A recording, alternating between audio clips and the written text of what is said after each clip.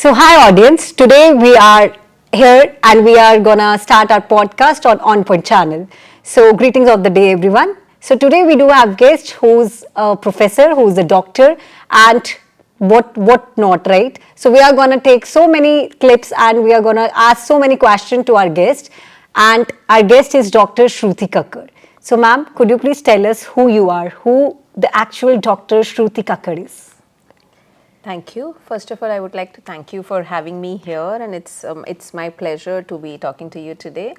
Hi everyone, I am Dr. Shruti Kakkar. I'm a professor in pediatrics at CMC Ludhiana. Along with that, I am seconded to the Department of Clinical Hematology and Stem Cell Transplant Unit in the same hospital. So, who am I? I think I am a woman, a mother, a wife, a daughter, a doctor. And everything I want to be. You know, if a day I want to be an artist, I'm an artist. That's really. If I want to be a cook, I am cook that day. So thanks to the family, the professional support, I think I am what I want to be, and I'm happy to. So this is something I came to know that you mentioned so many different roles. So my first question towards this very beautiful introduction would be that what do you think that how a woman can balance all these roles which you mentioned here? Right. So sometimes when people talk to me about what is work-life balance, how do you manage it? So for me, I say there is no balance. There are good days, there are bad days. There are days when work takes importance. There are days when family takes importance. So it's a thin line that we are all trying to navigate every day. But there is no right answer. But to first of all, to have that faith that yes, I can do it. So you should have that faith and believe in yourself that yes, I can do it. And secondly, I think a family support. I've been very lucky that my family is very supportive, and as I said, there are days when work is bad and I'm not able to give them time. They're supportive, they're understanding, and I know they have my back.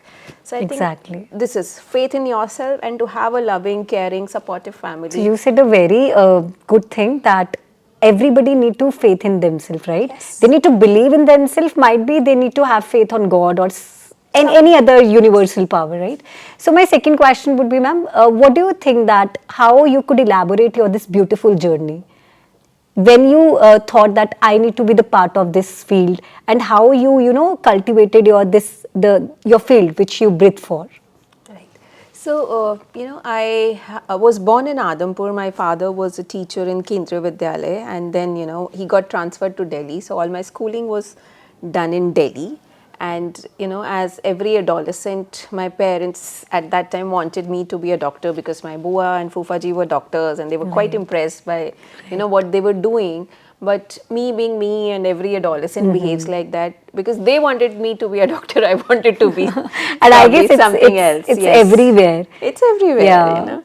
I wanted to be a journalist, and the usual scenario is you've been a topper in your class. How can you be a journalist? You should do something like an engineering and medicine. I think kids today are very lucky that there's so many things to do. So true. At our age, we just had ya to doctor ban jao ya engineer ban jao. There was no other option. So and the utmost thing is when you do have your relatives, your cousins are doing the same field. Your parents always force you that bua ki beti is doing something. You also need to do same because you are a bright student, so you need to go to the medical field. Same story happened with me, ma'am. I am so glad to hear this. I'm jealous that you are sitting in that position where I wanted to be, but there is destiny. I think if you have faith in God, you will reach where you want to be. So I gave the entrance exam, got into it.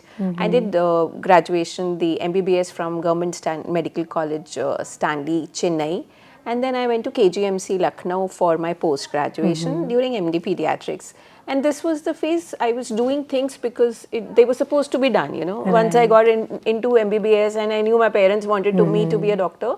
So it was a 5-year journey, and we were learning, we were doing. But that's not something, maybe at that time I won't say I really knew that this is what I want to do. Same, after MBBS you give entrance exam again, and based on your rank, what is the best subject you get, what are the options there, So like true. absolute no. So somehow I got into pediatrics, that's child health. Right. And that is during my stint at, I think, KGMC Lucknow, that I was quite inspired by and influenced by my teacher, my mentor, Dr. Archana Kumar.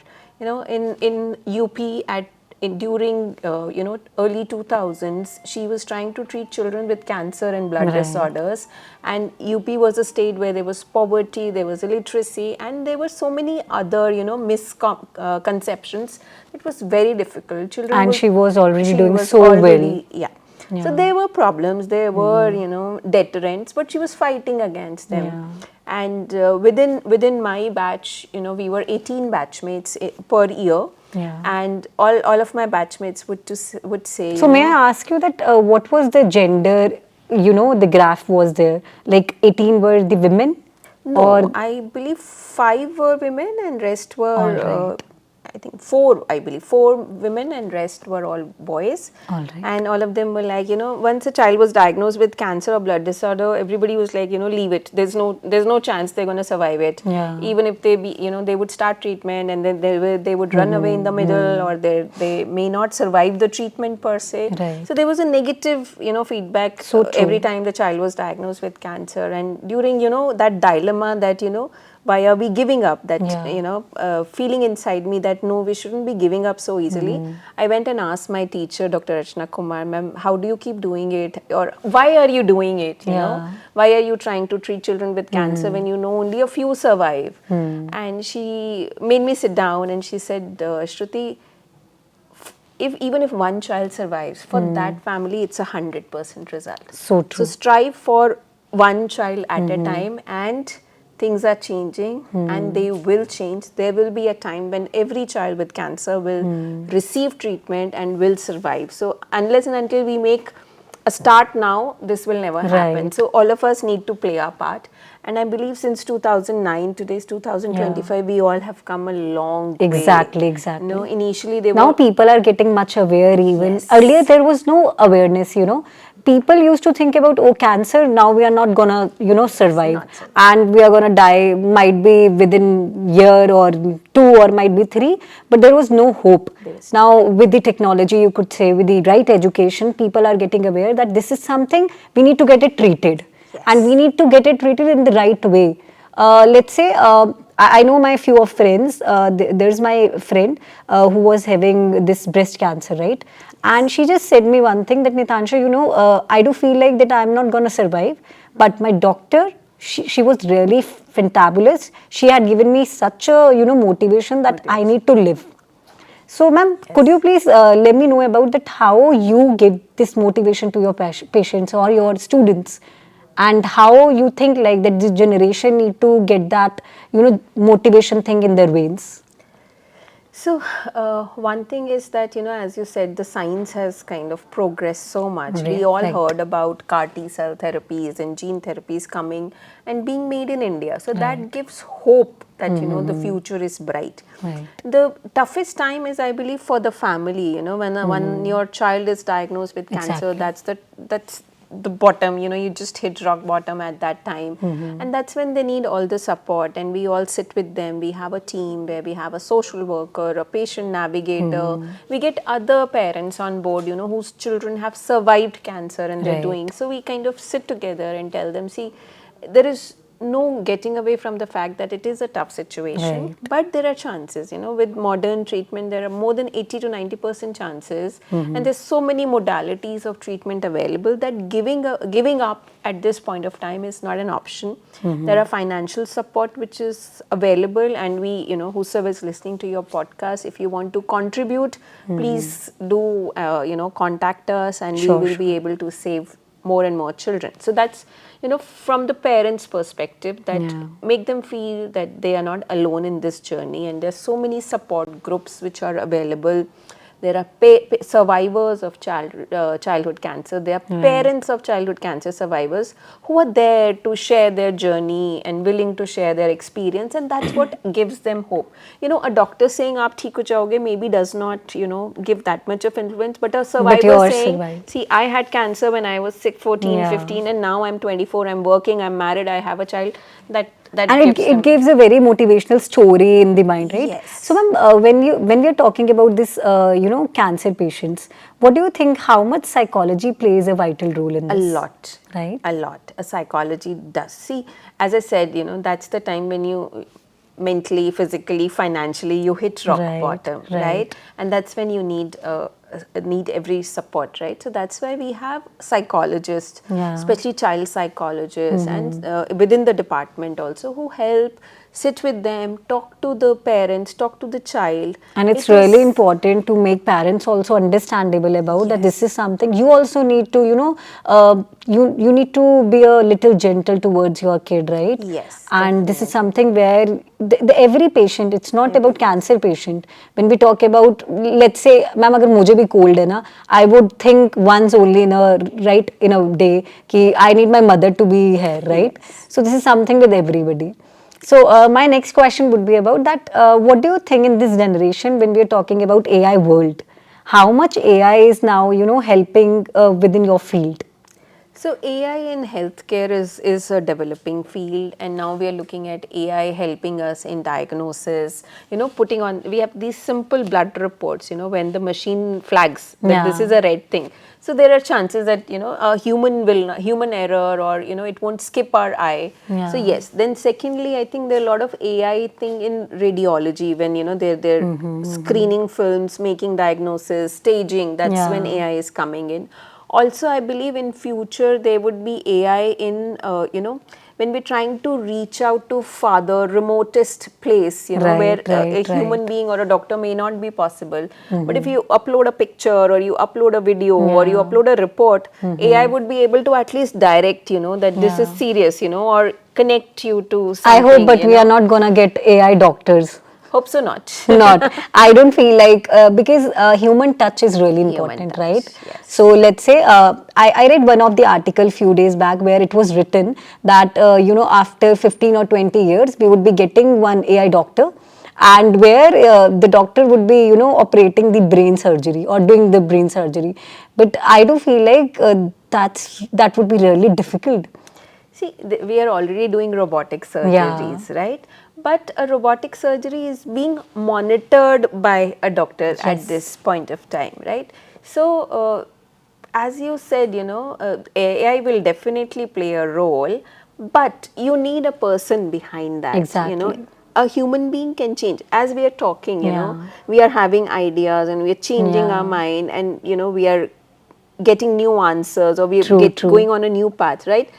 That's something that a human mind or a human heart can pick up. Exactly, When to stop asking history, when to offer a glass Yeah. of water, when to put your hand on the shoulder. Yeah. I don't think AI can do it. And there's so And many. there would be big chances of error too at the same point. So it has to be in combination. Exactly. I believe AI will be helping us, Yeah. where in a country with such a huge population, the number of physicians being not so high. Mm-hmm. So AI would be definitely a help. But to replace completely, AI cannot replace. Cannot replace that human Maybe touch AI and is mind. gonna help us a lot. It's a very simple thing I need to tell you, that whenever we give a prompt to AI, even AI only give us the exact data which AI only knows about it. The data which is stored already, right? So it's really important for a human being to give the exact prompt. Exact prompt. To write, yes. to give in the right prompt about it. So this is how AI is gonna change the world soon. It's gonna be helpful. Yeah. But with every technology, we also need to, as human beings, be responsible, and when we need to know where to put a stop. We need to be very mindful about it, Mindful right? about it. My last question would be about, could you please give this generation, the booming doctors, the ones, those who are into their fields, those who want to, boom their life with this very lavishing field, right? What motivation you want to give to these students? So, one thing, I won't say it's a lavish field, Yeah. because by the time your life becomes lavish, you have spent your youth in working Oh. hard, slogging. So if you're looking for a lavish life, it's not It's for you. not It's not for lavish. you, right? Then Trust me, journalism is also not really lavish. I agree. Grass is always greener on the other Yeah. side. See, with the next generations over a period of time, what we're feeling is that we are losing that human touch, Yes. and with all the technologies and lab investigations coming up, our art of history taking examination is somewhere dying down. I think that's Right. something I would request the younger generation: learn the new technologies, adopt whatever is available, but do not forget the old ways of history taking and examination. So true. And something that our field needs is empathy.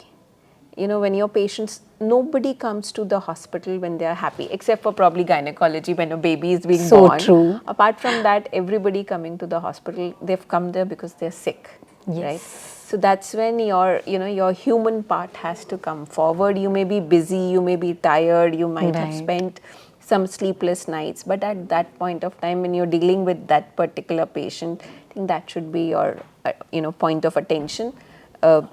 Phones, I think that's Yeah. something that I've been realizing and facing it every day. We're talking to the patient and our phone rings, and Right. baat karte karte we start picking up and talking about something else. So the patient kind of gets lost, and we are Yeah. not able to gain their trust because of these little things.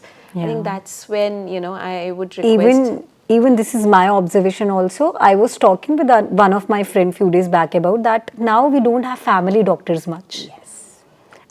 I still remember till at this age, I do have my family doctor. Since, like you could say, 26 years back, till now, I am only going to that doctor, right? So, this is something trust which the doctor Yes. and my family is having that trust on that doctor. And अक्सर ये कहा जाता है कि आपको उसी doctor की दवाई लगती है हमेशा. That's the psychology That's again. the कि psychology. जो आपके फैमिली डॉक्टर होते हैं, आई कैन नॉट, मुझे कोल्ड भी होता है मैम, मैं किसी और डॉक्टर से अगर मेडिसिन भी लूँ, मुझे ऐसा लगता है मैं ठीक ही नहीं हो पाऊंगी. So this is how psychology is, playing with your brain. But this is something empathy. The exactly very beautiful thing you said about empathy. People don't understand the differentiate between sympathy and empathy, right? And it's really important to give that empathy to the parents and to the patients, right? So any other motivational, the last lesson which you want to give to the youngsters? They need not to get into the AI. What else you want to say? Keep working hard. Yeah. Keep working hard and listen to your parents. Yes. I think that is too. My mantra is, I listen to my family, I listen to my patients, I listen to my colleagues. I of course make my own decisions and make my own points, but to have that healthy relationships, I instead of spending time and have a social media follow up, I'm happy that I have 10 colleagues that I can talk to. I have family members Very whom I can nice. go back to. So sometime try to leave your phones behind and make a rule to spend some time with your family, your colleagues, have that human touch. I think that's something Yeah. that I'm feeling is dying down Yeah, every day. that's. So And we are at that serious stage now where we are not giving time to our grandparents even. I still remember how important the stories were. When I was I was just 2-3 years old, my dad used to recite a story, and this is how that storytelling came into me, Storytelling right? came in, Now yes. people are not into reading because they don't have that habit to listen it for a longer time. even So, writing, people would type it and yeah, ChatGPT ChatGPT improve it, and this is how we are getting the This is messages how done. getting the messages And that's done. very wrong because we are not using our intellectual level. And this is how we are not using with the time period. I do feel like these generation, they are gonna lose their IQ level even. This is how. No, I have faith in our younger generations Yeah. that no, they will be smarter than this, And they they definitely need to. are. They need to Yes. because we need good doctors. We need good professors. We need serious people now, and who's gonna make our this India very proud. And this is something serious that's going on in the society. I do feel like the youngsters, those who are going overseas, they also need to grab so many good opportunities here within this country. Yes, We there's have so much we have available best doctors here. in our country, and I still Even remember. in US and all, no, if you see the top doctors, I'm talking of my field. If I Yes. talk of hemonc, the Yeah. person who's developing CAR T cell is Dr. Nirali Shah. The person who's myeloma expert is Dr. Vincent Rajkumar. see. So they're all Indians sitting there. We you are know. proud So Indians where proud we are. Indians. If they come back and we are here to serve our own Right. people, our own country, that would Right. be amazing. And, And there is I no place like India on this earth. exactly, and I believe that within few years, people are going to be back in their own country. their own Ghar ghar hi hota hai, no matter what, right? Yes. So, ma'am, it was really nice to talking with Same you. here. My pleasure Same you here. came here. So, this is how we are gonna say goodbye to this channel with the cameraman Kuljit Singh, I Nitansha, offing down on our podcast On Point channel. Thank you, guys.